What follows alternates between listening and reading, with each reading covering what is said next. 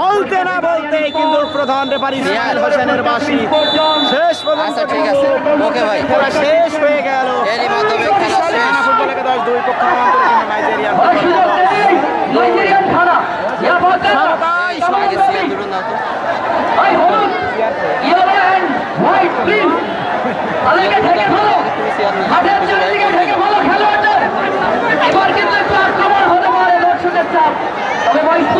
আমি দেখে রাখি যে ছবি তোলার জন্য আপনার দর্শকটা একটু দেখে রাখেন, দর্শক দেখে রাখেন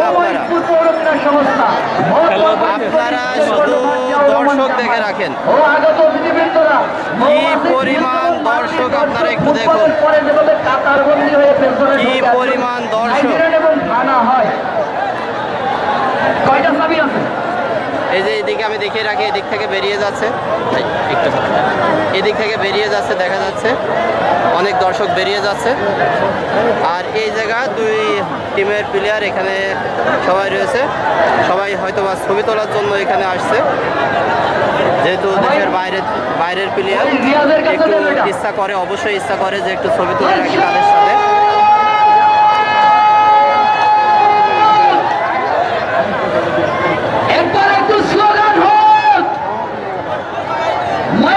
প্ল্যানটি হবে ভাই, না প্ল্যানটি হয়নি।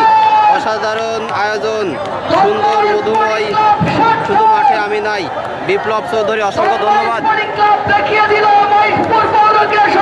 কি পরিমাণ দর্শক, কি পরিমাণ দর্শক, আপনারা শুধু একটু দেখুন কি পরিমাণ দর্শক। এখানে মহেশপুর অডিটোরিয়াম মাঠে ঘানা এবং নাইজেরিয়ার মধ্যকার খেলা হলো। এখানে খেলার ফলাফল ঘানা 2 পক্ষান্তরে নাইজেরিয়া 2।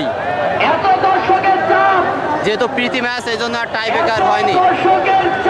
ছাদের থেকে অনেকেই নেমে গিয়েছে, তারপরেও দেখিয়ে রাখি যে ছাদে কি পরিমাণ।